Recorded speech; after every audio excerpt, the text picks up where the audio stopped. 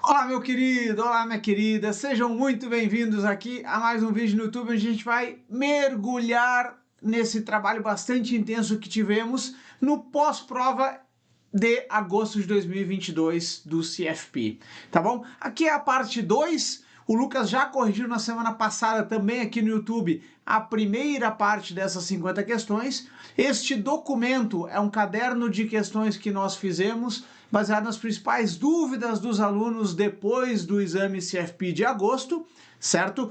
Caso não tenha recebido ainda este documento, ainda não tenha acesso ao caderno de questões, chama aqui nosso querido estagiário aqui nos comentários ou no WhatsApp que está à disposição lá na nossa plataforma também, para que tenhas acesso a essas 50 questões, resolva e depois naturalmente vem aqui no vídeo do YouTube comigo, com o Lucas e com o Léo para juntos deixarmos claro quais são as intenções da Carlos Chagas com essas 50 questões, beleza? Quer testar conhecimento, quer te deixar prontinho, né? Afiado para encarar o exame CFP, beleza? Eu sou o professor Germano, tá aqui, ó, meu Instagram, caso não siga ainda, fica à vontade de me seguir por lá, solto vários conteúdos e relembro que essa é a segunda parte, a primeira o Lucas já fez, então vamos nessa. Muito mais que vender curso, né, galera? A gente realmente tá junto com os alunos lá na porta da prova, dando aquele apoio.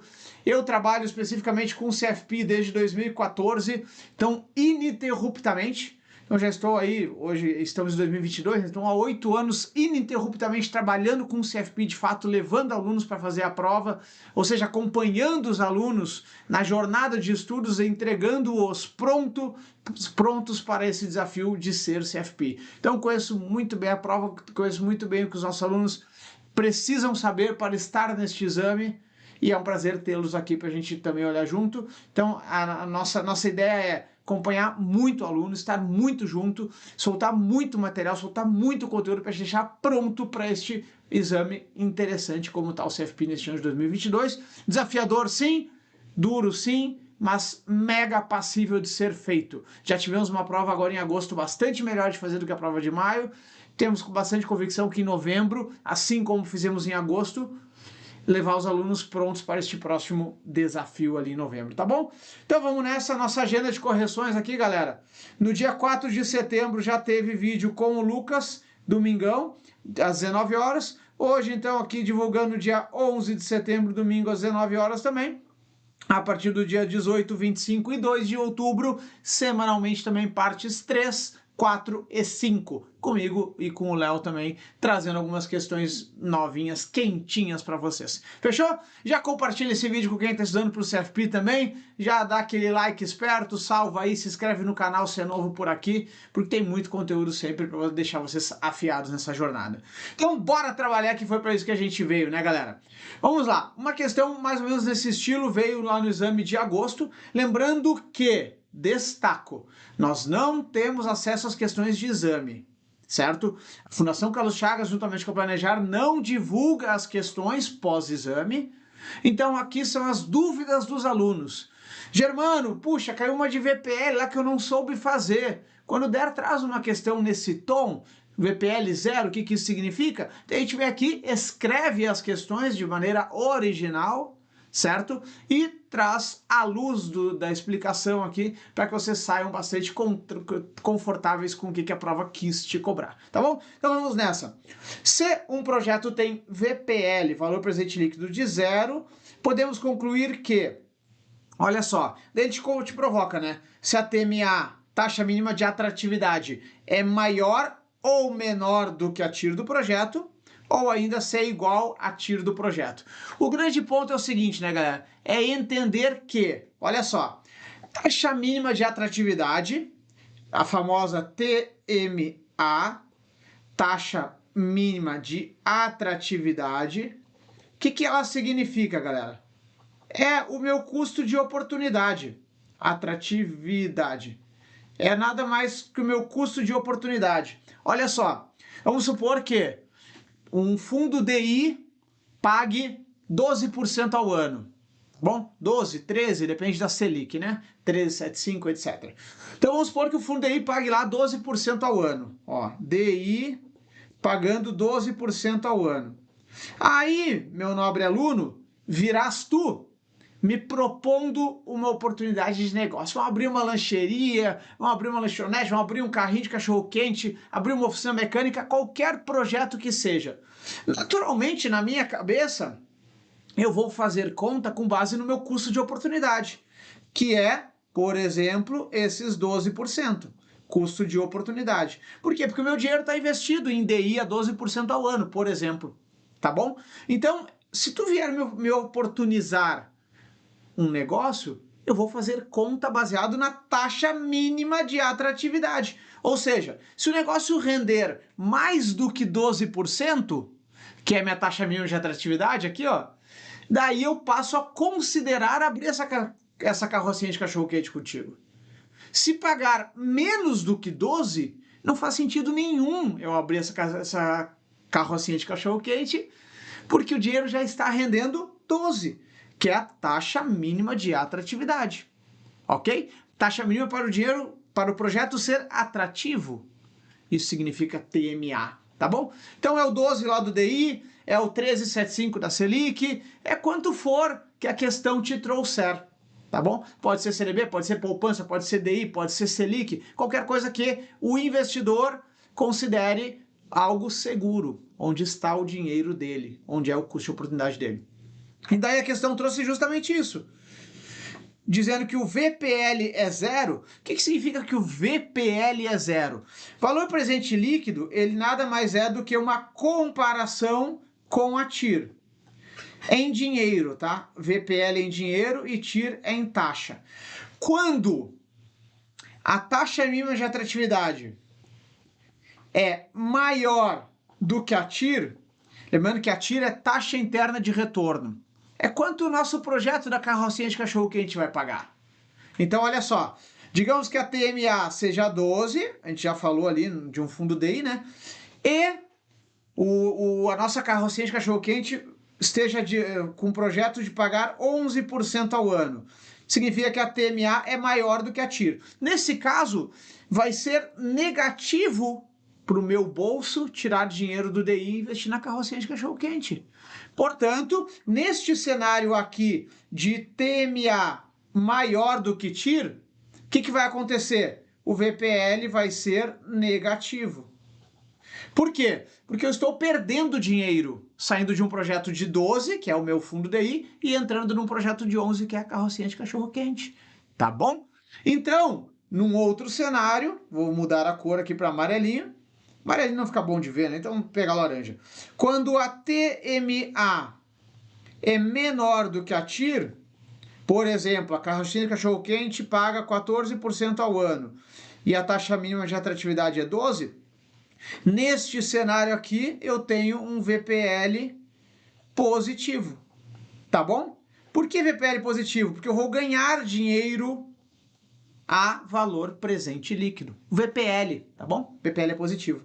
Então, neste cenário laranjinha, lá na ponta lá, ó, daí o 14 é melhor que o 12, portanto o VPL vai dar positivo. Se calcular na HP, qualquer projeto aí tu vai encontrar isso, tá? Lembrando que VPL para fins de HP, do inglês, né, é o NPV. É do inglês, né? Valor presente líquido, Net Present Value. Tá bom? Fechou? Portanto, fica fácil de saber. Se a TMA é maior que a TIR, ou seja, o projeto não é viável, eu tenho um VPL negativo. No outro cenário, se a TMA, fazer de verde, TMA é menor do que a TIR, ou seja, o projeto é melhor do que o meu fundo DI, o VPL vai ser positivo. E quando que o VPL é zero, galera? Quando a TMA é igual à TIR do projeto. Gabarito do tubarãozinho aí. TMA é igual à TIR do projeto, eu tenho VPL zero. Ou seja, eu sou indiferente financeiramente a tirar meu dinheiro do DI e abrir a carrocinha de cachorro-quente contigo. Beleza? Fechou? Então, essa era a questão lá que te perguntava, te trazia à luz do conceito de TIR. Pouco mais do que calcular TIR somente, tá? Lembrando que TIR se calcula pelas teclinhas lá, né? CF0, CFJ, significa cash flow zero, cash flow inicial, cash flow J são os sequentes, né? E daí a gente usa o NPV para puxar o VPL e o IRR para puxar a TIR. Tá bom? Revisado isso, bora para a próxima, gabarito letra C. 2. Vamos lá. Essa questão aqui já do módulo 2, a anterior era do módulo 1. A empresa Shark S.A. pagará ano que vem dividendos na ordem de 50 centavos. Sempre quando a questão é um pouco mais longa, traz um pouco mais de detalhes, a minha recomendação é entenda o que o problema quer de ti. Neste caso aqui, o problema quer o quê? O preço justo hoje. Opa, preço justo hoje? Tem lá no teu formulário do CFP uma fórmula chamada modelo de Gordon. O modelo de Gordon diz que o preço em zero, preço hoje, né, é igual ao dividendo no ano 1, ou seja, dividendo no ano que vem, dividido por R, que é o retorno exigido, menos o G, que é o crescimento. Tá bom? Ou seja, eu vou dividir o dividendo que vai ser pago no ano que vem pela rentabilidade do projeto, da empresa, menos o crescimento dela. Tá bom? Então vamos lá. Se ele quer saber o preço justo, hoje me parece que o P0, que é o modelo de Gordon, sustenta essa tese. Vamos ver se a gente consegue chegar nas informações que ele tem. Olha só. Pagará ano que vem dividendos na ordem de 50 centavos. Opa, eu tenho o D1. Pagará significa que o dividendo vai ser pago de 50 centavos, é D1. Dividendo no ano seguinte, tá bom? Maravilha. Aí ele fala que tem crescimentos previstos de 12, 8, 6 consecutivamente. E depois desses períodos vai assumir 5 de crescimento constante.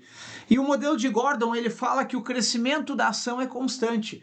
E esse G que eu estou sinalizando aqui, ó, aqui embaixo, ó, no denominador, este G precisa ser um G constante, G de growth, de crescimento constante.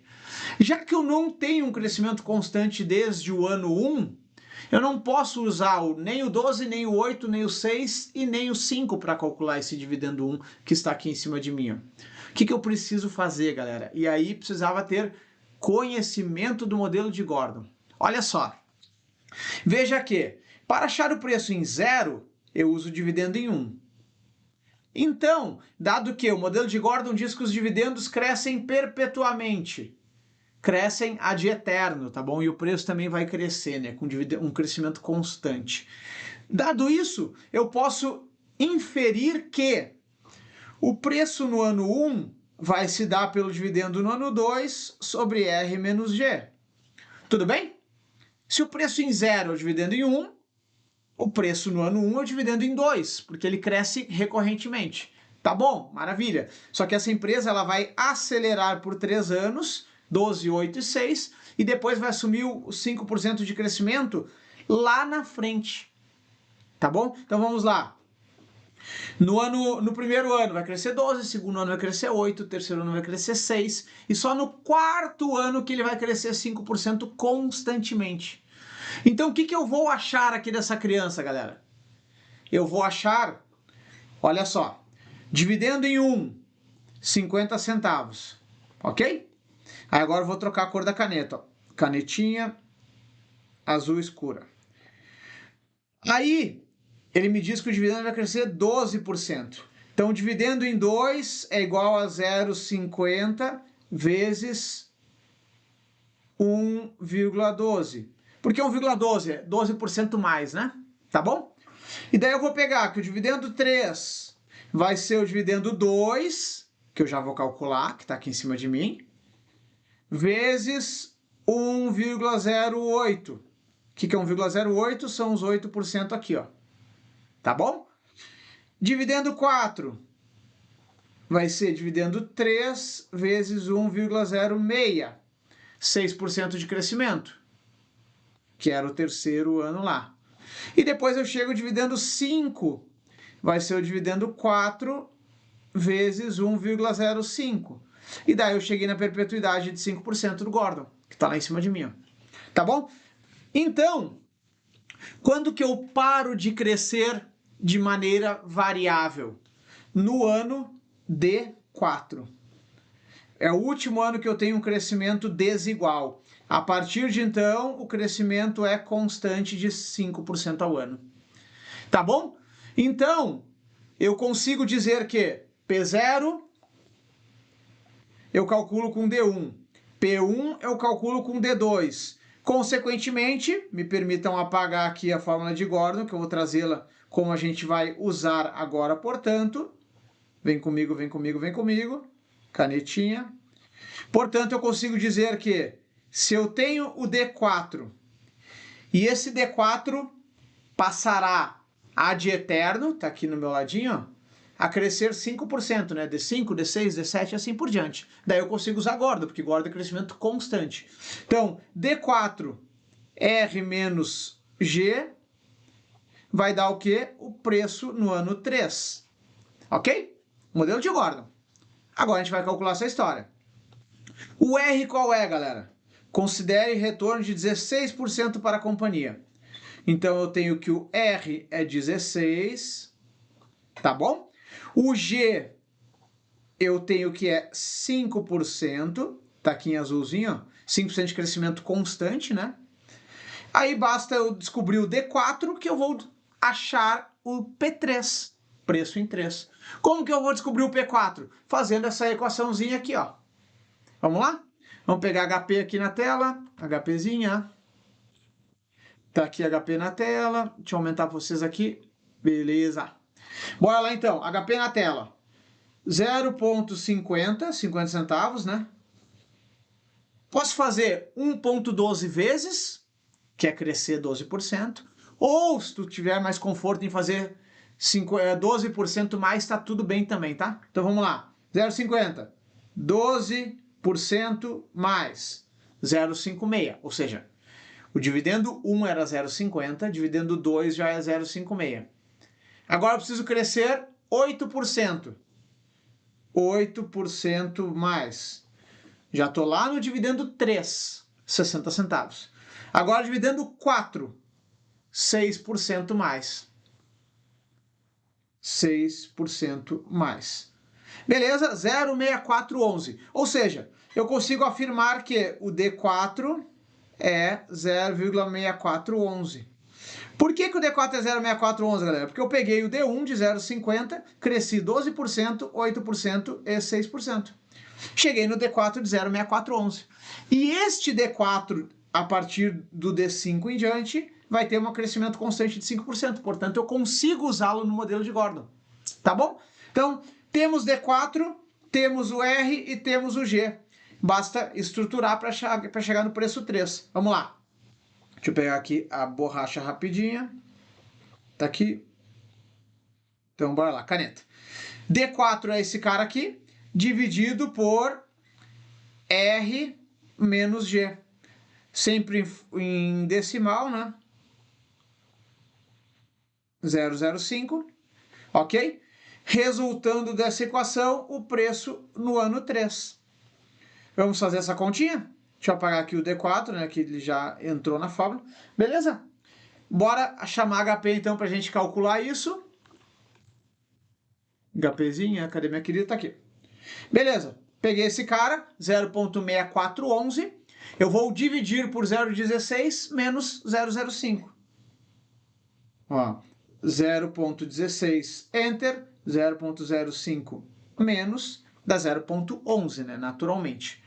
E agora eu vou pegar... Eu tinha salvo aqui na gavetinha 1, né? 0,6411 dividido por 0,11 dá 5,8281.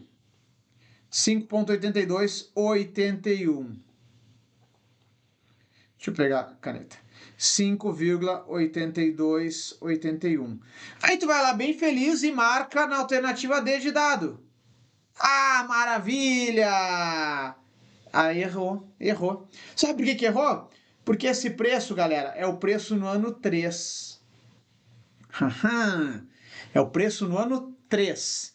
E ela quer saber, vamos lá para a pergunta, qual o preço justo hoje? Para chegar no preço justo de hoje, eu preciso descapitalizar 3 anos. Eu estou lá no ano 3, então eu tenho que dizer preço 2, preço 1, preço em 0. E como que eu faço isso? Vou limpar aqui rapidinho este pedaço da tela, para ficar mais bonitinho para vocês. Como é que eu descapitalizo, galera? Qual é a rentabilidade dessa ação por ano? Essa ação rende 16% ao ano, né? Tá aqui, ó. Rende 16% ao ano. Retorno de 16%. Portanto, eu preciso trazer este valor que está 3 anos na frente para o momento de hoje. Eu posso fazer isso por FV, PV, ou posso fazer descapitalizando. Vou dividir por 1,16 elevado na terceira, também funciona. Vou fazer da matemática aqui o FV e PV, tá? Fica mais fácil. Então, ó, o FV é 5,82,81, que nada mais é do que o preço lá no ano 3. O PV é o que eu quero achar. O N são 3 períodos, né? Eu tô lá no 3, eu preciso voltar para o 2, para o 1 e para o 0. Preciso andar 3 períodos para hoje, né? E a taxa que eu vou descapitalizar esse fluxo são 16%, que é a rentabilidade dessa ação. Tá bom? Fazendo essa continha aqui na HP, eu mato a questão rapidinho. Então, esse meu cara, 58281, vai ser o FV. O 3 vai ser o N. 16 vai ser o I. 0 o PMT, só para garantir que não tenha sujeira ali de fluxo. E pergunta o PV. 37338. Quando a gente usa duas casas depois da vírgula, que é dinheiro, 1373. Portanto, gabarito do tubarãozinho tá lá, 373. Redondinha, questão 2022-0833. Beleza? Qualquer dúvida, volta e faz de novo. Mas é importante ter conhecimento de Gordon nessa história. Tá bom? Fechado? Vamos continuando aqui, então. 2022-0834. Deixa eu tirar a HPzinha da tela para a gente poder ler juntos. Vamos lá. Dissertando com seu planejador financeiro CFP sobre as estratégias de rebalanceamento CPPI e Constant Mix, o estagiário entendeu que 1. Em cenário onde as ações têm tendência de alta, a estratégia mais adequada é a do Constant Mix. Nessas questões muito longas, galera, de novo, o que ele quer? Está correto o que se afirma em... Não tem jeito, a gente vai ter que ler todas as 4, né? Ir anulando é bem importante. Então vamos lá. Em um cenário, lendo a 1 de novo aqui, ó. Em cenário onde as ações têm tendência de alta, a estratégia mais adequada é o Constant Mix. Vamos lá. Constant Mix é um mix constante. Então significa o quê? Se eu tinha no momento 0, 60-40, onde 60 era renda fixa e 40 era renda variável. Aí no momento 1, as ações subiram pra caramba, valorizaram 50%. Renda fixa também valorizou muito menos. Aí naturalmente, se valorizou muito bolsa, eu vou ter um portfólio já desbalanceado, né? Algo como 52-48, vai? Por quê? Porque a renda variável subiu muito. Nesse momento, o que o estrategista, né, precisa fazer se ele estiver usando a estratégia Constant Mix? Ele precisa vender renda variável e comprar renda fixa, para que o portfólio dele volte a ser 60-40. E assim ele vai, sempre reequilibrando. Então ele é uma estratégia contra a tendência. Porque quanto mais o ativo sobe, mais eu vendo esse ativo. Então ela é contra a tendência, tá? Tá errado dizer que a mais adequada é Constant Mix. Já arriscamos a 1, portanto aqui tá fora e aqui tá fora. Ficamos entre B e C. Maravilha. Então, ou a gente vai para 3 ou a gente vai para 4. Isso pensando em cenário de prova, tá? Tu leria direto a 3 para ver se ele é verdade ou não e depois direto a 4. Mas como a gente está aqui aprendendo, né? Vamos ler a 2, tá bom? Em um mercado de alta volatilidade, onde os custos de corretagem são altos, a liquidez é baixa e os spreads bid and ask, ou seja, o spread entre comprador e vendedor, são esticados, então o spread está judiando, né? É como se fosse lá, tu vai comprar teu carro a 120% da tabela FIPE e vai vender teu carro a 80% da tabela FIPE. Um baita de um spread, né? Isso é spread bid and ask, tá bom? O comprador está querendo comprar por 80 mil e o vendedor está querendo vender por 120 mil. Caraca, tá muito longe essa distância. O spread está alto. Por que o spread está alto? Porque a liquidez está baixa. As coisas são interrelacionadas, certo? Então, os spreads esticados, ele fala que a estratégia Constant Mix deve ser considerada para um portfólio. Não deve ser considerada. Por quê? Constant Mix, como eu disse aqui embaixo, Constant Mix, né? ela vai estar sempre tradando, sempre desfazendo das posições que subiram e comprando as posições que não subiram tanto ou que caíram. Para isso acontecer, eu preciso de alta volatilidade sim, então alta volatilidade é bom para o Constant Mix, porém, custo de corretagem alto é muito ruim para o Constant Mix, porque eu estou toda hora negociando, então eu acabo perdendo muito dinheiro com custos. Segundo ponto, liquidez baixa é horrível para uma estratégia ativa como a Constant Mix. Spread esticado é horrível para a estratégia Constant Mix também. Porque olha só, quando for comprar renda fixa, tu vai pagar um spread na compra. Quando for vender renda variável, tu vai tomar um spread na venda. Então, não é bom. Portanto, por mais que a alta volatilidade seja positivo para a Constant Mix, todos os outros fatores são negativos para a Constant Mix. Por isso que a estratégia não deve ser considerada num cenário como esse, ok? Então invalidamos a 2, invalidamos a 1. A 2 já era errada mesmo, né? Já sabíamos. Vamos para a 3. Em cenário de alta volatilidade e sem tendência definida, como as eleições, como o cenário de pré-eleições presidenciais, deve-se considerar a estratégia Constant Mix. Perfeito! Olha só, vou até pegar a verdinha aqui, né, para mostrar para vocês, ó. Alta volatilidade, é tudo Constant Mix gosta. Sem tendência definida, tudo Constant Mix gosta. Por quê? Porque subiu, eu vendo, caiu, eu compro. Então, eu vou fazendo esse trade, né, na volatilidade. E cenário de pré-eleições é justamente isso. Então, deve-se considerar adotar a estratégia Constant Mix. Perfeito, eu já sei que é a B de bola. Vamos olhar a 4. Em cenário de alta volatilidade nos preços e sem tendência definida, como cenário de pré-eleições, deve-se considerar a estratégia CPPI, Constant Proportion Portfolio Insurance. Não deve-se considerar. Por quê? Porque CPPI é uma estratégia de tendências. Tá bom? É uma estratégia o quê? Subiu um pouquinho, eu compro mais. Subiu, eu compro mais ainda. Subiu, eu compro mais ainda. Então, é uma estratégia que funciona quando o mercado tem 8, 10, 12 anos de tendência de alta. Como aconteceu no mercado americano, né? Nos últimos anos, foi a tendência de longo prazo é de alta. Então, quem assumiu o CPPI no mercado americano nos últimos 10, 12 anos aí, ganhou dinheiro. Porque o mercado teve muita tendência definida. Tá bom? Ok? Então o CPPI é um mercado a favor de tendência. E ele não gosta tanto da volatilidade assim. Volatilidade é mais para Constant Mix e é a estratégia inversa que eu citei aqui. CPPI, quando caiu, ele vende.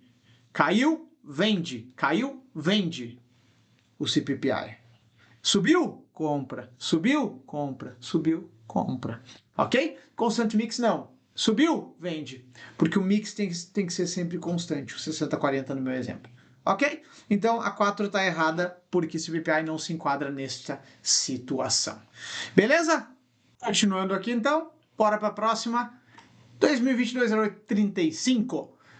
Considere que a ação Shark 3 tem beta de 0,8 e expectativa de retorno não ajustada ao risco que supera a média de mercado de Bovespa em 3%. Com as informações, o que a gente pode concluir? Primeiro ponto, galera, não te assusta com essas palavras um pouco mais chatinhas que a prova pode vir a trazer. Vamos lá. Beta de 0,8, maravilha. Eu sei que beta 1 é igual ao mercado. O próprio Ibovespa tem o beta 1, né? Beta maior que 1, a gente está falando de ações mais agressivas. E beta menor do que 1, a gente está falando de ações defensivas. Por exemplo, as energéticas, né? Tá bom? As agressivas vão ser as ações mais de crescimento. Então, beleza. Eu sei que 0,8 é uma ação mais defensiva, uma ação mais calma, mais previsível, mais segura. Ok? Vamos lá. Expectativa de retorno não ajustada ao risco. O que significa isso? Retorno ajustado ao risco é quando eu comparo retorno com o risco. E eu estou falando de uma relação ou um índice de risco e retorno. Quais são os retornos ajustados ao risco que a prova te traz? Índice Sharpe, índice Treynor, ok? quando tem risco no preço. Então vamos lá, índice Sharp é igual a retorno do ativo menos taxa livre de risco sobre desvio padrão. Ou seja, eu estou ajustando o retorno ao risco, ao desvio padrão dele, tá bom? Por isso que o nome do índice, o índice Sharp, é sim um retorno ajustado ao risco.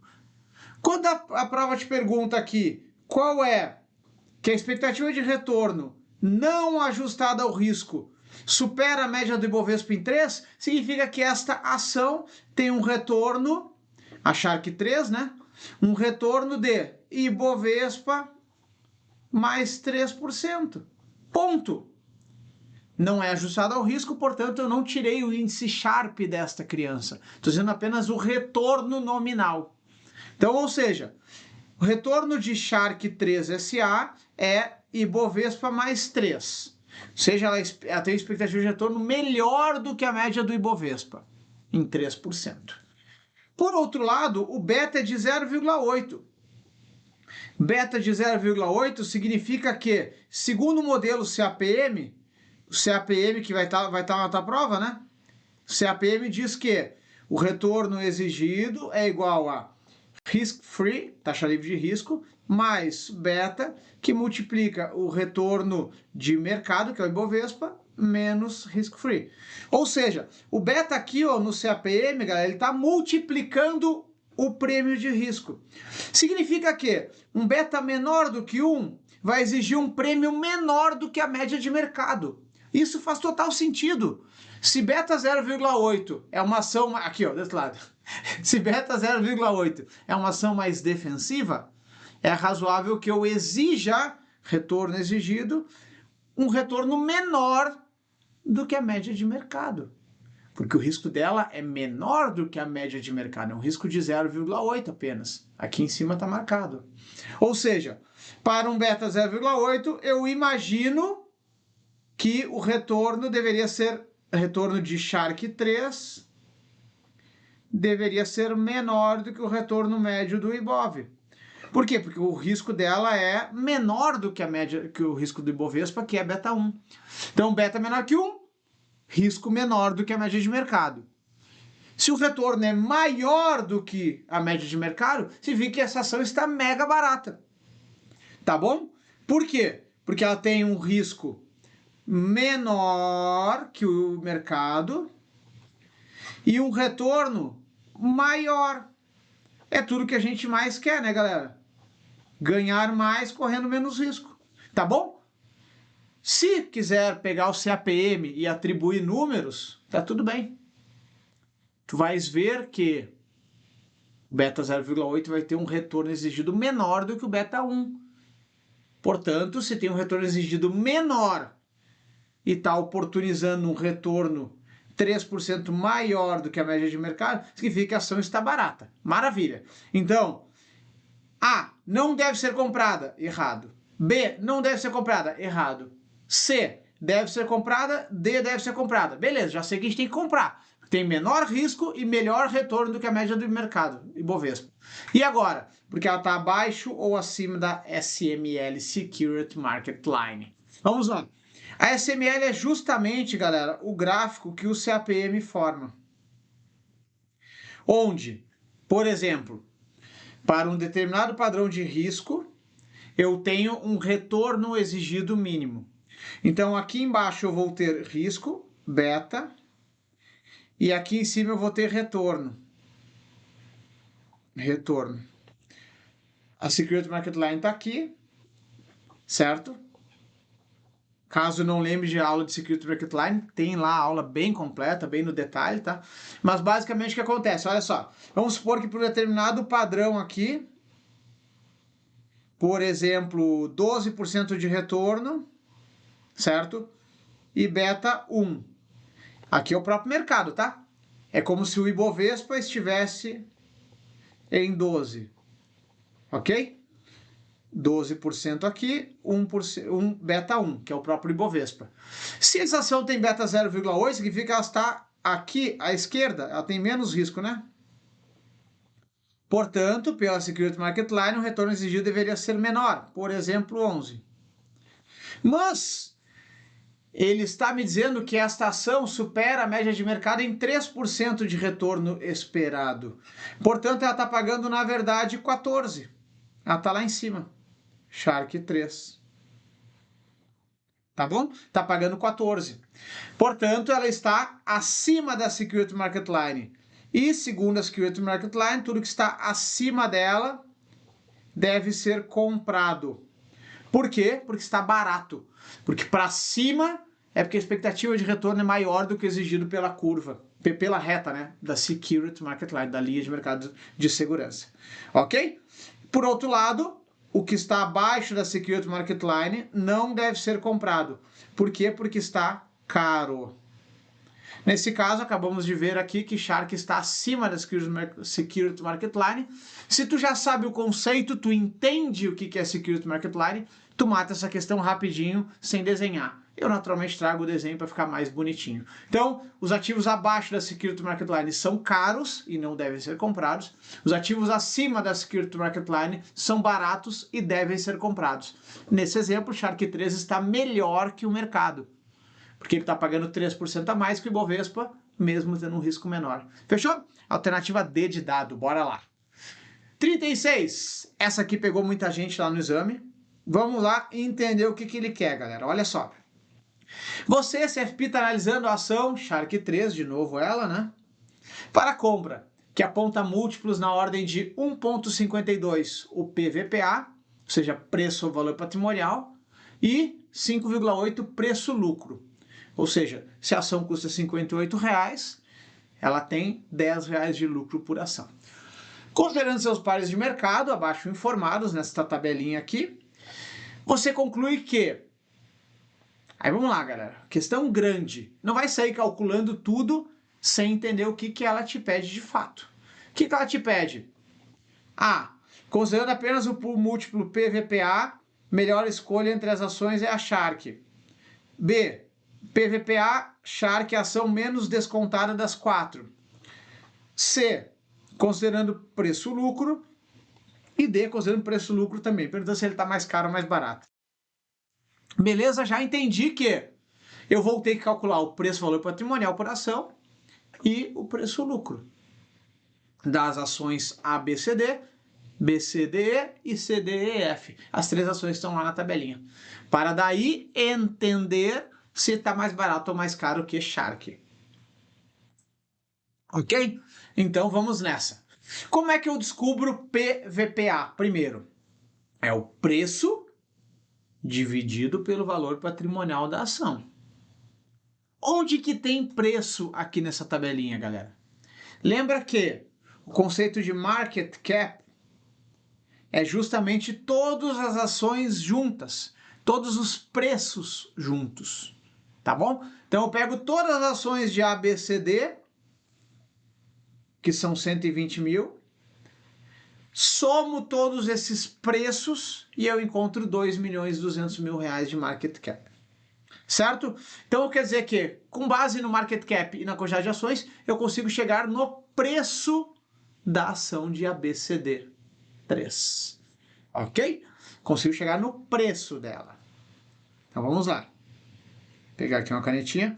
O preço vai ser igual a market cap sobre quantidade de ações. Por quê? Porque o market cap é a soma de todas as ações, dividido pela quantidade delas, eu chego no preço unitário da ação. Beleza, maravilha. Agora eu preciso saber como chegar no valor patrimonial por ação. O que é o valor patrimonial? Todo o patrimônio da companhia, que no exemplo da ABCD3 é de 1,5 milhão, lá em cima, ó, desenhando para vocês em azulzinho, dividido pelo número de ações. Por quê? VPA, valor patrimonial por ação. Então, VPA vai ser o patrimônio sobre número de ações. Mesma coisa. Beleza? Isso é múltiplo na prática, galera. E a prova te trouxe este conhecimento. Depois, como que eu vou chegar no preço-lucro? Tem lucro de 300 mil reais aqui na ABCD3. Então, dado que eu encontrei o preço, que está lá na minha esquerda, lá, ó, preço é market cap dividido pela quantidade de ações. O preço-lucro eu vou achar como, galera? Preço dividido por lucro. Onde o preço é este rapaz aqui que eu já sei calcular, dividido pelo lucro, que vai ser como? O lucro líquido de 300 mil reais, né? Dividido pela quantidade de ações. Então vai ser lucro líquido sobre quantidade de ações. Beleza. Agora nós temos conta simples para fazer. Todo mundo sabe fazer 300 mil dividido por 120 mil. Todo mundo sabe. Tem que saber, né? Se não sabe ainda, calma. A prova é lá em novembro, ainda temos que se preparar e tal, mas deveria saber. Então, se não sabe ainda, aprenderá em breve, fica tranquilo. Preço valor patrimonial todo mundo sabe, e a gente precisa comparar esses múltiplos das empresas em relação a Shark 3. E o que ele quer dizer? Preço valor patrimonial por ação. A melhor escolha entre as 4 é a Shark 3. Ou seja, ele está dizendo que a Shark 3 tem o melhor índice PVPA. Melhor, galera, entende-se por mais barato. O que é mais barato? É um preço menor. Então, este índice aqui, o PVPA, quanto menor, melhor. O preço-lucro também, quanto menor, melhor. Significa que a ação está mais barata, porque o preço está no numerador. Ok? Então eu levo mais lucro para casa por menos preço, e no caso do VPA eu levo mais lucro para casa, mais patrimônio para casa por menos preço. Então eu quero esses indicadores menor possível. Então a gente tem 1,52 de PVPA da Shark. Precisamos saber se ela está melhor ou pior que as outras. Vamos fazer de ABCD3? Vamos ver se a gente já mata? Bora lá, minha HPzinha aqui na tela. Deixa eu puxar ela aqui para baixo. A gente faz a conta junto. Vamos lá, galera. Preço, primeiro. Preciso achar qual é a ação, né? Qual é o preço da ação de ABCD3. Estou dizendo para vocês aqui, ó. Market cap sobre quantidade de ações, lá na ponta, né? Market cap, então, 2.200. Enter. Quantidade de ações, 120 mil. Dividido. Ou seja, cada ação da ABCD3 custa 18,33. Vou salvar isso aqui na gavetinha 1. Certo? Então eu tenho que 18,33 cada ação da ABCD3. Agora vamos calcular.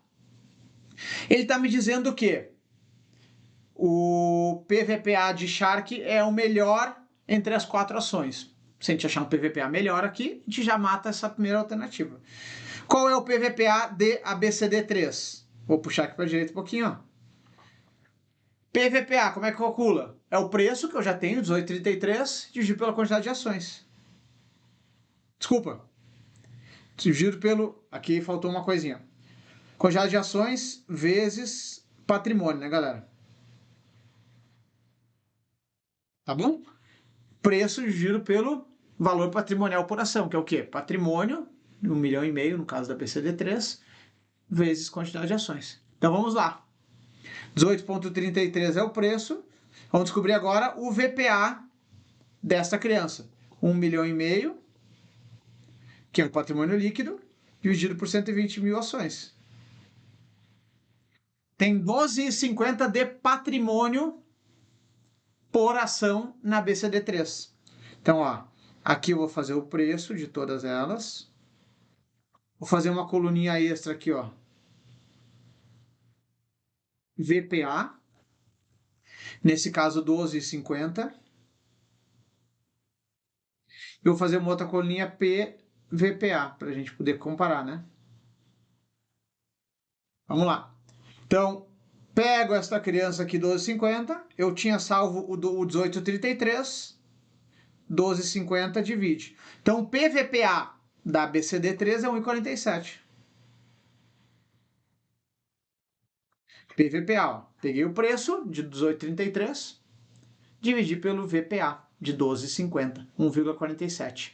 Já encontrei que o 1,47, tá lá, ó, aqui em cima, é menor do que 1,52 da Shark 3, que era a informação inicial, tá lá no teu enunciado.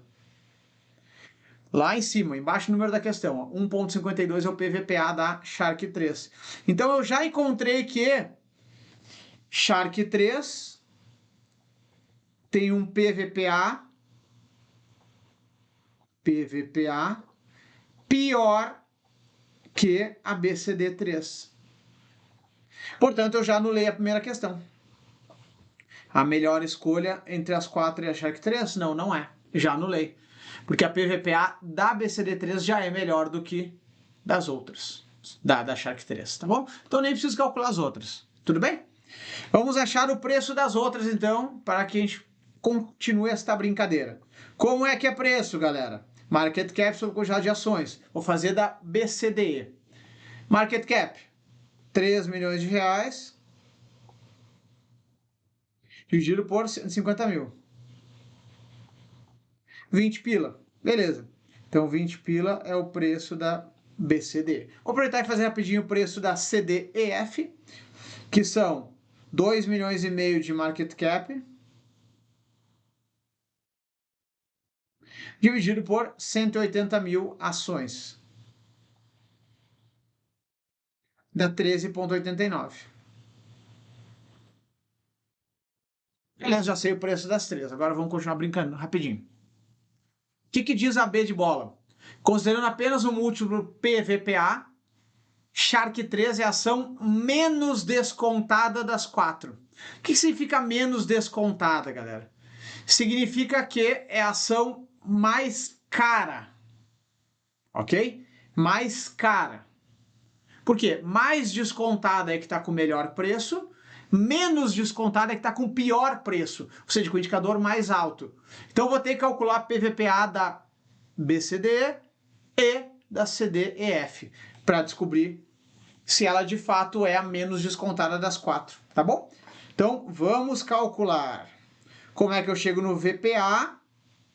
Preço dividido por patrimônio vezes ações. Então, vamos lá, galera. 13,89, tenho que calcular aqui ó, o VPA dessas crianças, tá? Vamos lá, então. Patrimônio, 2,5. 2,5, Enter, dividido por 150 mil ações. Dá 16,67 de VPA.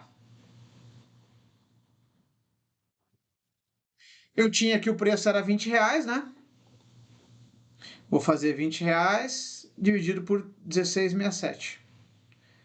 20 reais, 16,67 divide. Eu tenho um PVPA de 1,2. Bem atrativo, né? Mais barata a ação por esse indicador do que a ação ABCD3. Agora vou fazer o VPA da CDF. Bora lá? CDF. Qual é o patrimônio, galera? 2 milhões de reais. 2 milhões de reais dividido por 180 mil. Façam junto aí, hein? Peguem esse HP, vamos fazendo junto, dá R$ 11,11. Dividindo 13,89 por 11,11. 13,89 dividido por 11,11. A gente tem um PVPA de 1,25. E qual era o PVPA de Shark 3? 1,52. 1,52 era de Shark 3. Ou seja, já conseguimos matar a questão. 1,52 é mais caro do que 1,47, do que 1,20 e do que 1,25. Então já sabemos que a B é o gabarito. Vamos ver se o Tubarãozinho concorda com a gente. Tá lá, Tubarãozinho concorda conosco. Agora vamos invalidar a C e a D rapidinho. Na tua prova, tu já teria matado a questão, já estaria pulando para a próxima. Aqui, naturalmente, eu vou olhar a C e a D junto com vocês. Ok? Então, vamos lá. Preço-lucro. Como é que eu sei o lucro, galera? Lucro líquido dividido por quantidade de ações. Então, vamos lá. Qual é o preço-lucro da CDEF? Que ele está me pedindo na C. Está dizendo que o Shark 3 está mais cara que CDEF. Vamos lá. CDF é o que, galera? Lucro líquido de 300 mil reais. Lucro líquido de CDEF é 300 mil reais, dividido por 180 mil ações. A gente tem 1,67 de preço-lucro do CDF. Ó, preço-lucro CDF é de 1,67. 1,67 vezes. A gente sabe lá em cima, ó, que o preço-lucro da Shark 3 está em 5,8. Ou seja, CDF está mais barata do que Shark 3. Então vamos lá. Perdão, CDF está mais barata do que Shark 3. Calma, volta. Vamos fazer de novo. Ó, 1,67. Ah, perdão. Olha aqui eu me confundindo. Vem comigo. 1,67 é o lucro por ação de CDF. Olha só, simplesmente peguei 300 mil dividido por 180 mil, né? Simplesmente peguei lucro líquido dividido pela quantidade de ações. Falta mais uma coisa, galera. Por isso que eu estava caindo na minha própria pegadinha. Olha só que interessante. Falta o que, galera? Esse aqui é o lucro por ação da CDF. R$1,67, né? Beleza? Agora eu preciso dividir o preço pelo lucro. Qual é o preço CDF? 13,89. Agora vamos lá. 13,89, que é o preço de CDF, tá lá em cima, lá, ó. E dividido por 1,67. Ou seja, o preço-lucro está em 8,32. Agora sim. Senão teria duas respostas corretas, né? 8,32. Que é pior do que o preço-lucro de Shark 3, de 5,8. Então eu já posso dizer que Shark 3 está mais barata do que a ação CDF, porque ela tem um preço-lucro menor, tá bom? Então, pelo preço-lucro, eu prefiro a Shark 3. Agora, só para matar, vamos olhar o preço-lucro de ABCD 3 e descobrir qual é rapidinho. Vamos lá, vai lá, vai lá. Opa, passei aqui sem querer a questão. Vamos lá. Bora calcular. Preço-lucro de ABCD3, que é a alternativa D de dado. Lucro líquido, 300 mil reais. 300 mil reais. Quantas ações? 120 mil. Então eu divido por 120 mil. Dá 2,50 de lucro por ação. Ok? Vou anotar aqui para vocês. 2,50 lucro por ação de ABCD3 é R$ 2,50. Como o preço dela está 18,33 lá em cima, então 18,33. Preço-lucro dela vai ser 2,5, vai ser de 7,33. 7,33x.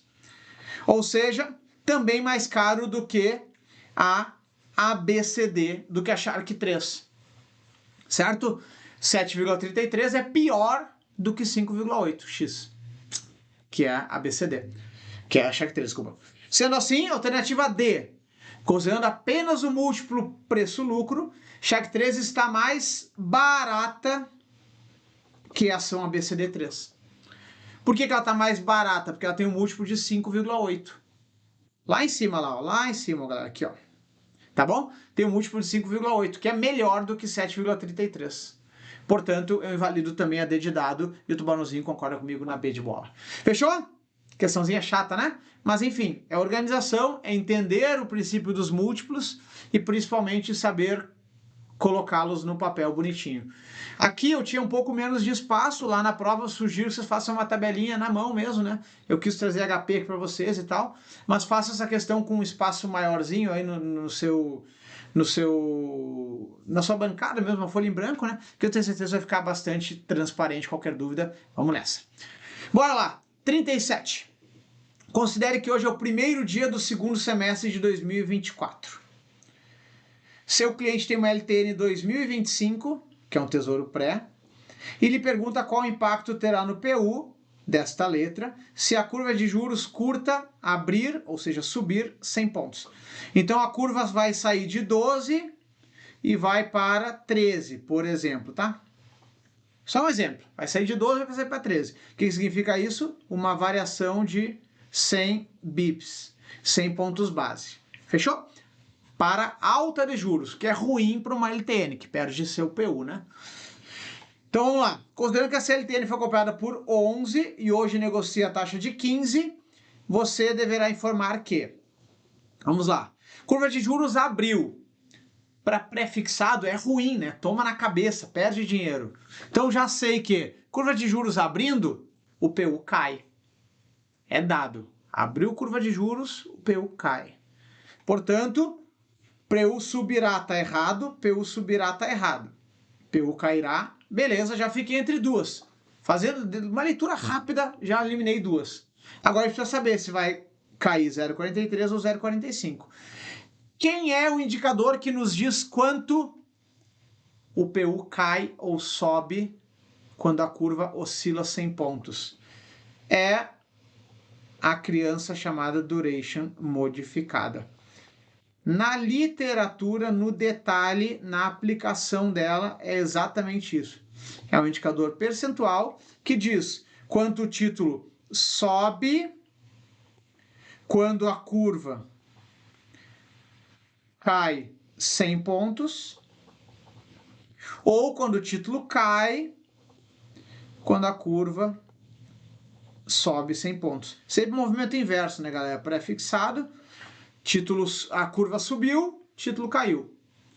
Curva caiu, título subiu. E a duration modificada nos diz quantos por cento que esse título cai ou sobe quando a curva oscila 100 pontos. É exatamente o que ele quer saber, a duration modificada desse título. Então vamos lá. Vai estar escrito lá na prova que a duration modificada é igual a duration dividido por 1 mais YTM. Essa fórmula está no teu exame, tá? Duration modificada é igual a duration em anos, sempre em anos, porque a taxa também se dá em anos, né? Então, duration em anos dividido por 1 mais YTM. E agora, qual é a duration dessa criança? A gente sabe que título sem cupom tem duration igual a maturidade, igual ao vencimento, ok? Título sem cupom. Um pré-fixado 2025, uma LTN, não tem cupom, né? Sem cupom. Dado que não tem cupom, ela tem a duration igual a maturidade. Sendo assim, qual é a maturidade dela? Estamos no segundo semestre. E a LTN vence, galera. Isso aí é uma questão de aprendizado, mercado.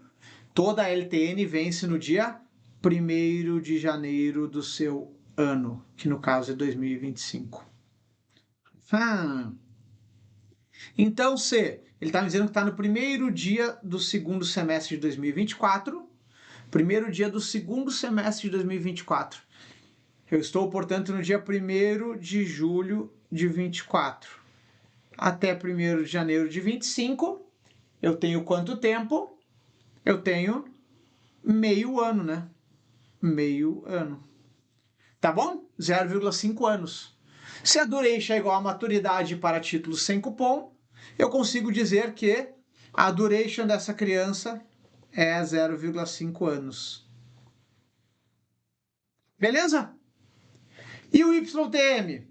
Significa Yield to Maturity, ou seja, ganho até a maturidade. Aí, a questão te provoca a saber qual é o ganho até a maturidade, que não é a taxa de compra, galera. Taxa de compra foi o ganho até a maturidade lá na compra. Que o problema nem te traz quando foi essa compra. Simplesmente fala que comprou a 11. Então 11% não existe mais. O que importa é a taxa de negócio agora. Hoje negocia a taxa de 15. Então o yield to maturity desta LTN é 15%. Portanto, vou trocar aqui de cor para a gente fazer esta conta juntos. Duration modificada vai ser 0,5, que é a duration de meio ano, dividido 15%, galera, é a mesma coisa que 0,15, né? Matematicamente falando. 100% é 1, 50% é 0,5, 15% é 0,15, tá bom? Por quê? Porque é 15 sem divide, né? Tudo bem? Então vamos lá. Quando eu faço esse 1 mais YTM, eu chego em 1,15. E é esse número que eu vou usar. Com isso, eu chego na duration modificada em percentual, como eu disse aqui do meu ladinho. Aqui, ó. Tá bom? Bora calcular então no HP.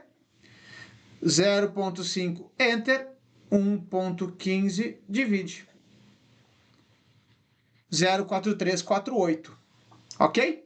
Duas casas depois da vírgula, que é o que o problema está usando, 0,43. Portanto, cairá 0,43%, que é o resultado desta continha 0,5 dividido por 1,15. Então, Barãozinho concorda comigo? Preço unitário cairá 0,43 porque a curva abriu 100 bips. Ao abrir 100 pontos base, ou 100 bips, ela cai o percentual de duration modificada que ela tiver. Calculamos que essa duration modificada é meio ano da duration dividido por 1 mais YTM, que é 1,15. Com isso, 0,43 é quanto ela vai cair nessa abertura de juros de 100 pontos. Beleza? Fechado? Bora para a próxima. 38. Considere os seguintes comportamentos abaixo informados. 1. O estagiário gasta mais que deveria em apostas esportivas, pois tem acertado todos os palpites. Ele é o cara, né? Ah, tô acertando todos os palpites. Germano, manda dinheiro para mim, pode mandar o Pix que eu vou duplicar teu dinheiro rapidinho, porque eu tô acertando tudo lá no meu site de apostas. O que é isso? Claramente uma ideia de excesso de confiança, né? Vamos ver se a 2 também concorda? 2. O Lucas, que é um research do mercado de ECM. ECM é equity, tá? Equity Capital Markets. DCM ou DCM é Debt Capital Markets. Debt significa dívida, tá? Então, para quem trabalha com research de dívida, é DCM. D de dívida, que na verdade é debt, do inglês, né? Quem trabalha com research de ações é ECM, e de equity, tá bom? Que são as ações, né? Então, o Lucas, que é um research de equities, de ações, prevê que a bolsa chega a 150 mil pontos e tem total convicção nesse fato. Cara, tá se achando muito, né? Me parece excesso de confiança aí também. Vamos nessa. 3. Um dentista está com raio-x estragado há 4 anos, mas diz que não precisa desse equipamento, pois ao olhar para o paciente, já sabe qual é o tratamento. Excesso de confiança na veia também, né, galera? Então, situações de dia a dia que o profissional está muito sobreconfiante, pode ter certeza que é excesso de confiança. Que é justamente aquela coisa de esse cara sou eu. Quando falou esse cara sou eu, que nem o rei Roberto Carlos lá, excesso de confiança na veia. Porque aí ele diminui os riscos, ele descarta os riscos, fala, cara, não tô correndo risco, tá tudo bem, tá tudo certo, me deixa, ok? E superlativa as informações dele. Eu sou o cara, eu acerto todos os palpites, eu sei tudo de bolsa, eu não preciso de equipamento porque olhando para o paciente já sei qual é o tratamento. Excesso de confiança na veia. Disponibilidade, galera. Precisaria ter uma informação recente e relevante, tá? Uma matéria de jornal, uma notícia na televisão, alguma coisa disponível na memória dele que faça ele tomar essa decisão. Tá bom? Não é o caso aqui, a gente não está falando de uma notícia, de um fato específico, não pega. Representatividade. O clássico é olhando uma lâmina de um produto, né? Então, quando eu pego lá a lâmina de um fundo e vejo só pela lâmina que eu devo investir, ou quando tem uma coisa muito representativa para mim na minha infância, lá no meu passado, e a partir de então eu tomo decisões acreditando que a empresa que eu vi crescer na minha cidade é melhor que a empresa da tua cidade que eu não vi crescer, quando na verdade eu deveria olhar os múltiplos, deveria olhar os fatores de fato técnicos dessa empresa, né? Então, aí é representatividade. E aqui não fala algo como, olha, do estagiário até fala, né? Tô acertando todos os palpites, então eu quero investir mais. Até tudo bem. Até funciona a representatividade. Mas na 2 do Lucas ali não tem nada de representatividade. Ele só prevê que vai chegar a 150 mil pontos. Ele nem fala que ele tá olhando para trás, nem nada assim, né? Então não pega. E 3 do dentista. Ele não fala que o dentista acertou as últimas 30 cirurgias, por isso na 31ª tem plena confiança, que daí poderia ser representatividade, mas não é o caso, tá bom? E na D, feito de manada, seria seguir os outros, né? E não tem nada de manada aqui, nem na 1, nem na 2, nem na 3, não tem nada de manada, nenhuma informação de colegas, coisa e tal. Portanto, total tranquilidade para o tubarãozinho vir aqui confirmar minha tese que trata-se de excesso de confiança, esse cara sou eu. Ele deixa de estimar os riscos, por exemplo, o estagiário lá, gasta mais que deveria em apostas esportivas. Então ele deixa de estimar os riscos, acaba tomando posições muito perigosas, porque ele tem excesso de confiança. Tá bom? Fechou? 38 na veia aí, bora! Vamos para 39. Leonardo fez investimento de alto risco, com valor inicial de 100 mil reais. Então, o aporte, né, foi de 100 mil. Beleza? Resgatou com ganho expressivo 5 dias úteis depois, a quantia de 106 mil. Então, pegou de volta 106 mil. Maravilha. O ganho dele aqui é de 6 mil reais ou 6%, né? De 100 para 106 fica fácil de fazer. E a prova te deixava esse cálculo relativamente fácil de fazer. Só que tinha uma complicaçãozinha. Vamos lá. Considerando inflação de 12% no período do investimento, qual rentabilidade nominal líquida? Galera, nominal não tem inflação no meio. Então tu já corta essa informação. Quando tem inflação, é uma taxa real que ele quer. Como ele quer a nominal, tu pode esquecer a inflação. Não existe inflação nesse problema. Só que ele tem uma pegadinha. Ele quer a líquida, galera. Líquida significa de impostos. Ok? Vamos lá. Dado que é um investimento de alto risco, necessariamente renda variável, dá para ver aqui, né? Pô, 6% em 5 dias úteis. Então o imposto a gente pode considerar aí 15%, que é o imposto de tudo que é renda variável no Brasil, né? Tá bom? Então tributo de 15%, vamos tirar essa brincadeira. Olha só. Então ele ganhou 6 mil, menos 15%. Ok? Tudo bem? Vamos trazer HPzinho aqui na tela. 6 mil, 15% menos. Então ele ganhou, na verdade, 5,10. Ele ganhou R$ 5.100. Beleza? Esse foi o ganho líquido dele. Maravilha. Só que ele quer saber essa rentabilidade ao ano. Esse ganho líquido se deu em 5 dias úteis. Portanto, eu preciso chegar nessa taxa que a gente já sabe de bate-pronto, né? Ganhar 5.100 em cima de 100 mil reais é algo como 5,1%. Só que num período de 5 dias úteis. Vamos fazer essa conta só para ficar tranquilo aí? Vamos lá. Ganhei 5.100. Investi 100 mil reais, 0,051. Que é 5,1%, né? Beleza? Então tá bem transparente que a gente ganhou 5,1%, só que no período, né? No percentual ao período. Agora eu preciso jogar essa taxa para ano. Quantos dias tem? 5. Quantos dias eu quero? 252 dias úteis. Porque a taxa se dá na base 252 dias úteis. Fechou? Então vamos lá. Eu vou pegar esse 5,1%. 5,1% é igual a 0,051, tá bom? Dividir por 100. Aí eu vou somar 1 para ficar com 1,051, que é o fator de taxa, passível de ser trabalhado. E daí eu vou fazer o quê? Eu quero 252 dias e eu tenho 5 dias. Quero sobre tenho, que é a mesma coisa que 252 sobre 5. Elevando esse número no 252 sobre 5, eu mato a questão. Vamos fazer aqui? Então, já está o 5.1 aqui na tela, né? 1 mais, beleza.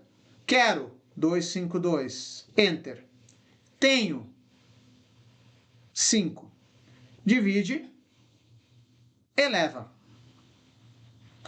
Beleza?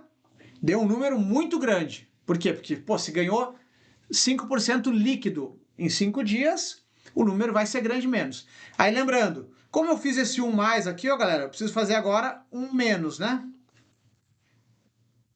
1 menos. Ok? E aí, depois lembra aqui eu dividi por 100, né? Então agora eu preciso multiplicar por 100 para voltar para número percentual, que é o que a resposta quer. Então agora 100 vezes. Tá lá. Vou pegar 0 casas depois da vírgula, F0, para ficar a resposta como precisa, 1127%. 1127%. Maravilha? Gabarito letra D de dado, 1127%, portanto. Mas Germano, mas que ganho absurdo! Claro! Você ganhou 6% em 5 dias. Em termos brutos, né? Líquido 5.1, que está aqui, ó. Elevando isso na 252 sobre 5, acha 1127%. Beleza? Não te assusta com os números. O que é esse 12? Não importa. Veja a própria correção da questão, ela já te dava ali os percentuais grandes, né? Matou 1127%. Ok? Não esqueça, tirar o imposto quando a gente fala de líquido, né? E a partir dos 5.100 de ganho de fato líquido, sobre ele que eu vou calcular a taxa. Se calcular a taxa em cima dos 6.000, dá problema depois. Fechou? Tranquilo? 1127% gabarito, letra D do exercício 39. Bora lá então. Quarentinha. Vamos para o módulo 3. Quase chegando no final, galera. Vem comigo. O primo do estagiário é servidor da Prefeitura de Porto Alegre e está preocupado com seu futuro e aposentadoria. Assim, ele pergunta a você, meu querido profissional CFP, qual alternativa teria para aumentar a renda na aposentadoria? E aí, qual a informação correta para essa dúvida? A prova te trouxe isso. Era um cara de RPPS e perguntava o que ele deveria fazer para aumentar a renda. Algo nessa linha. Reforço, a gente não tem acesso às questões, a gente tira as dúvidas dos nossos alunos. Então, nosso aluno me pergunta, Germano, o cara da RPPS, o que ele pode fazer? E eu trago aqui uma questão para ele. Simples assim. Tá bom? Então, vamos ler juntos. A. Dado que ele contribui para o RPPS é o regime próprio de previdência. O que é regime próprio?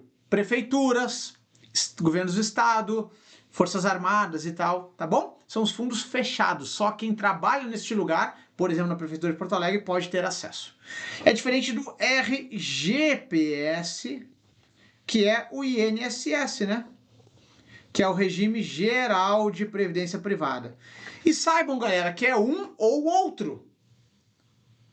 Então, A.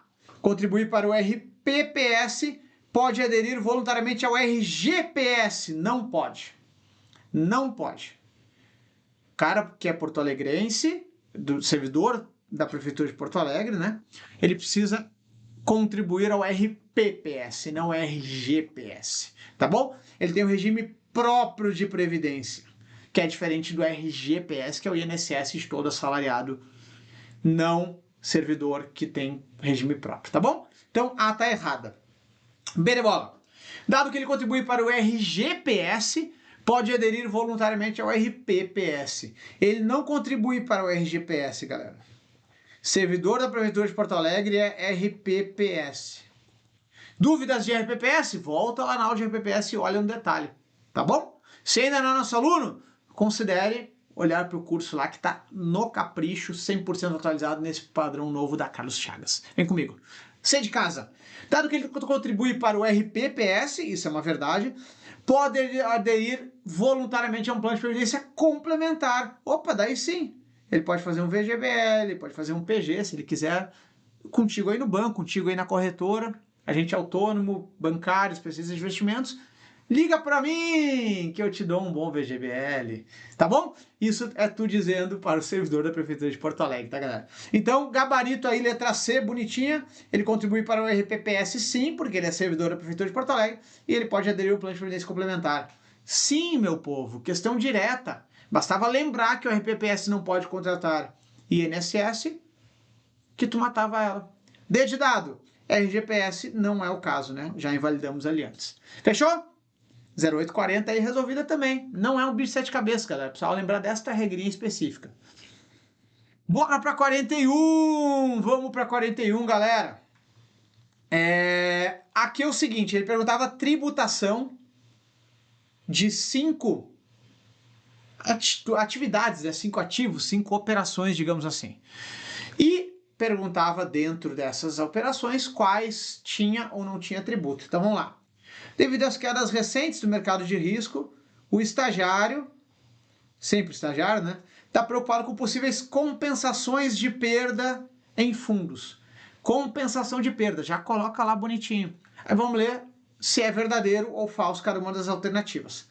Primeira, o estagiário pode compensar imposto de renda de fundo de renda fixa de curto prazo com outro fundo de renda fixa de curto prazo de mesmo administrador. Perfeito! Lembrando que para a Receita Federal, perante a Receita Federal, só existem 3 tipos de tributação em fundos abertos, né? Que são curto prazo, longo prazo ou ações. Curto prazo, 22,5 ou 20, certo? E aí o próprio Come Cotas é 20. Longo prazo, mesma coisa, 22,5, 20, só que aí entra o 17,5 e o 15, que é o mais famoso, né? Aí o Come Cotas é 15 e ações é sempre 15, independente do prazo, né? Beleza? Para fins de receita, galera, só existem essas 3 tributações. E a compensação é sempre dentro da mesma tributação. Curto prazo compensa com curto prazo, longo prazo com longo prazo, ações com ações e de mesmo administrador. Portanto, aqui é verdade verdadeira. Pode compensar IR de RF curto prazo com outro fundo de renda fixa de curto prazo de mesmo administrador. Perfeito, gabarito. Segunda, já podemos riscar aqui, né? Não podemos riscar nenhuma. Todas são verdadeiras na primeira afirmativa. Vamos para a segunda. E compensar imposto de renda em fundos imobiliários apenas se for de mesmo administrador. Falso. Por quê, galera? Fundo imobiliário não é como os fundos abertos. Esses que eu estou apontando aqui, ó, curto prazo, longo prazo e tal. Fundo imobiliário funciona com tributação via DARF, semelhante a uma ação. Tu paga 20% sobre o ganho de capital. Então, tu pode ter prejuízo num administrador e deixar de pagar a DARF em outro administrador. Basta ser fundo imobiliário. Por quê? Porque quem paga é o próprio contribuinte, no caso tu, o investidor. Então é diferente de um fundo de banco lá, que quem recolhe é direto o próprio banco, né? O administrador do fundo que faz todo esse trâmite e já te paga líquido. É diferente a forma de tributação. Então, dado que é com DARF, tu consegue vender um fundo, sei lá, que o Itaú administra em prejuízo e vender um outro fundo que o BTG administra em lucro, né? E compensar os dois. Basta não emitir a DARF, tá bom? Porque um compensa o outro. Fechou? Então não precisa ser de mesmo administrador, não. Isso aqui é falso. Aí sim a gente já consegue eliminar a C e a D. Beleza? Estamos entre A e B. Vamos ver quem ganha essa corrida. 3. Uma perda em fundo multimercado pode ser compensada em outro fundo de renda fixa a longo prazo de mesmo administrador. E aí? Pensa enquanto eu tomo água aqui. O que tu acha? Fundo multimercado, galera, tem qual tipo de tributação? Tributação de longo prazo. Falei para vocês mais cedo que a Receita Federal só considera 3 tributações para fundos abertos. Curto prazo, longo prazo ou ações. Então, multimercado tem tributação de longo prazo. 15%, come cotas e tal, 22,5% regredindo, né? E o RF longo prazo também usa essa mesma tributação de longo prazo, galera. Então, os dois têm a mesma tributação perante a Receita Federal e, sendo de mesmo administrador, pode compensar sim. Então, se tu resgatar um fundo multimercado em prejuízo, tu pode compensar este prejuízo com outro fundo renda fixa da mesma casa, desde que o renda fixa seja a longo prazo, que é a grande maioria dos fundos, né? Então, essa 3 está verdadeira. Portanto, riscamos aqui, riscamos aqui. Já temos a resposta, né? Já sabemos que é A. Vamos só comentar as últimas duas.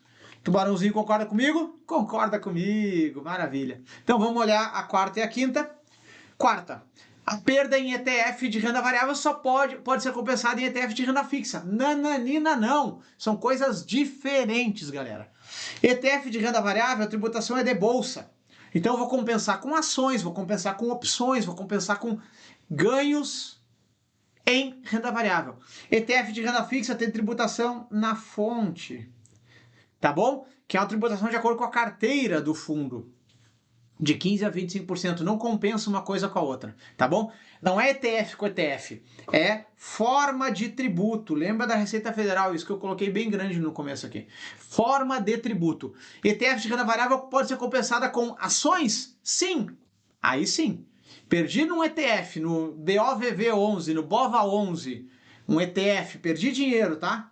No BOVA11, por exemplo, da BlackRock, que é um ETF que replica o índice Bovespa, né? Perdi dinheiro aqui, eu posso compensar com ações do Itaú, do BTG, do Santander, do Bradesco, do Banco do Brasil? Posso, tá bom? Porque os dois têm tributação de renda variável, que é 15%, né?